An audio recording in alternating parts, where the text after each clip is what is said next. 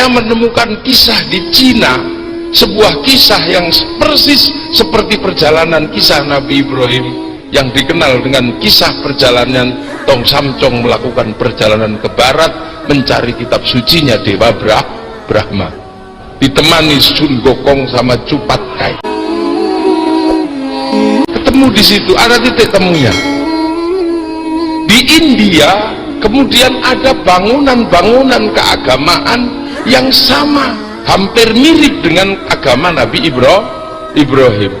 Nabi Ibrahim menemukan Ka'bah, sebuah batu ditata ulang dengan tengah bolong. Di India dibangun stupa, tumpukan batu tengahnya bolong. Nabi Ibrahim menemukan jejak Nabi Adam ketemu dengan Siti Hawa yang dikenal dengan nama Jabal Rohmah, sebuah tugu cinta.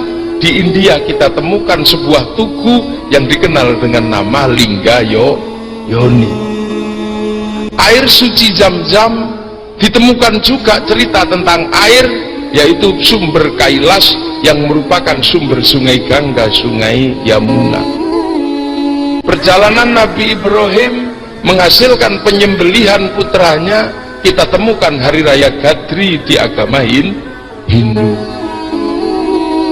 Perjalanan dengan kain selempang kita temukan di agama Buddha dan di agama Hindu, bahwa perjalanan spiritual tidak boleh menutup seluruh tubuh. Setiap perjalanan suci berakhir dengan memotong rambut.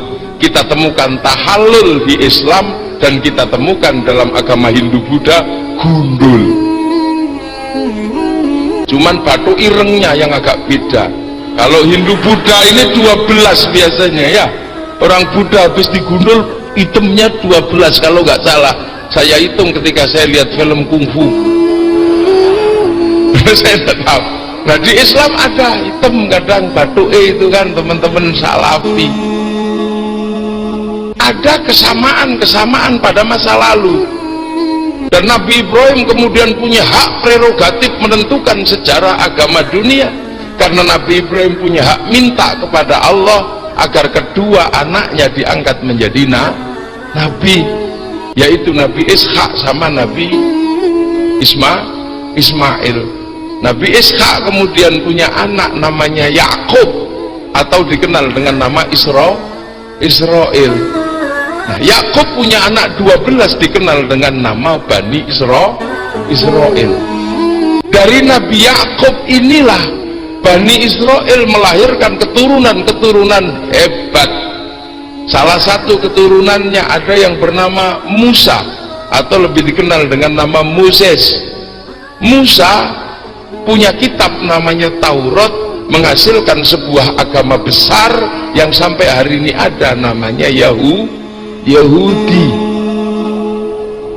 Kemudian dari Bani Israel lahir nama besar yang namanya Sulaiman, yang membangun sebuah kota besar namanya Baitul Muqaddas atau Baitul Maqdis.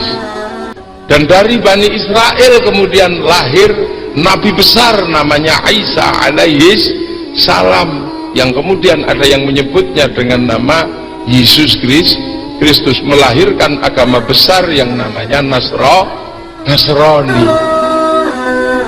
Ya, maka jangan heran kalau kemudian Yahudi Nasrani ini suka ribut di Palestina, karena itu tinggalan nenek moyang.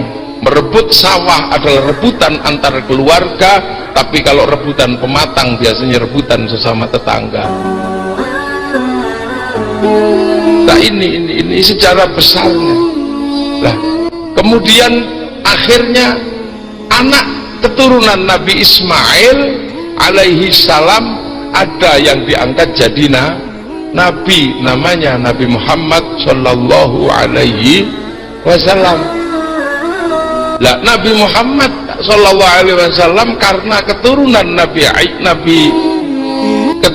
Ibrahim dari istri Siti Hajar, maka menempati tempat Makkah, karena Makkah adalah petilasan Nabi Ibrahim dengan Siti Hajar, sehingga Nabi Muhammad berada di Makkah. Ini yang kemudian di dalam tradisi Islam karena betapa besarnya jasa Nabi Ibrahim, akhirnya bekas telapak kakinya diabadikan dengan nama Maqam Ibrahim, tempatnya Nabi Ismail dikenal dengan Hijr Ismail, perjalanan suci Siti Hajar dikenal dengan Sofa Marwah ini. Nah, begitu ketemu Nabi Muhammad membangun sebuah agama besar namanya agama Islam, Yahudi, Nasrani dan Islam. Karena bumi yang dipijak adalah sama, lama-lama ketemu dalam kehidupan sehari-hari. Disitulah maka kemudian Rasulullah ketemu dengan Yahudi dan Nasrani, dan Rasulullah membangun kesepakatan yang namanya Piagam Madinah.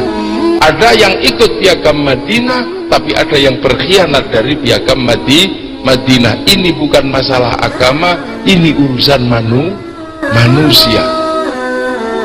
Yang berkhianat dikenal dengan Banu Nadir, Banu Qunaiqah dan Banu Quraidah. Ini. Nah, maka kemudian disitulah kita bisa lihat ada kelompok-kelompok yang tidak bisa diajak. Maka Rasulullah menunjukkan kebesarannya, kebesaran jiwanya, karena walaupun tidak mau diajak bersama, sebagai saudara tetap didoakan. Maka setiap akhir sholat ada doa untuk keturunan Nabi Ibrahim, kama shallaita ala sayyidina Ibrahim wa ala ali sayyidina Ibrahim. Maka jangan heran kalau kemudian agama-agama besar ini ketemu. Ada agama di masa lalu, ada agama yang muncul di masa belakang. Lah Islam ini agar tidak salah mengambil langkah kehidupan beragamanya, maka diminta menengok masa lalu. Dan ketika menengok masa lalu, semua orang akan tahu masa lalu adalah jembatan untuk meminang masa depan. Tanpa masa lalu, orang tidak akan bisa mengambil apapun dari masa depan. Nah, Islam diminta untuk melihat masa lalu. Makanya kita kemudian hari ini, ketika kita melihat ada persoalan-persoalan yang cukup serius, ini sebenarnya bukan barang baru. Kenapa? Ibarat kita ini lagi berjualan pasir, kita lupa bahwa sumbernya sama-sama dari gunung yang sama, tapi PO-nya beda, DO-nya beda. Nah, itu terlihat kekuasaan Allah di situ. Perbedaan-perbedaan masih diatur pada siklus yang sama dalam kehidupan sehari-hari. Maka sebagai kaum muslimin, kita diajarkan bahwa kerukunan umat beragama bukan barang baru sesungguhnya. Hidup bersama seperti ini bukan barang baru. Rasulullah kalau tidak punya uang menggadaikan baju perangnya kepada orang Yahudi, sampai suatu ketika Rasul meninggal, baju yang digadaikan belum bisa diambil, sehingga ketika baju itu dipakai oleh orang Yahudi, Sayyidina Ali marah karena baju itu sebenarnya mau diserahkan kepada Sayyidina Ali. Akhirnya Sayyidina Ali marah-marah dan orang itu mengatakan, saya menggadai baju Rasulullah. Akhirnya dibawa ke pengadilan zaman Sayyidina Utsman, dan akhirnya Sayyidina Ali kalah di pengadilannya Sayyidina Utsman karena ini benar-benar masalah gadai. Di sini kemudian Rasulullah memberi contoh, banyak sekali contoh bersama. Ada Yahudi mati, Rasul berdiri. Kenapa berdiri ya Rasul? Dia orang Yahudi. Apakah orang Yahudi bukan manusia? Bahkan Rasul ketika tidak punya air, Rasul minta kepada orang Yahudi, dan Rasul ketika dikasih orang Yahudi minum, Rasul mengatakan, jammalakallah, mudah-mudahan wajahmu tetap baik. Orang ini sampai meninggal giginya juga tidak rontok.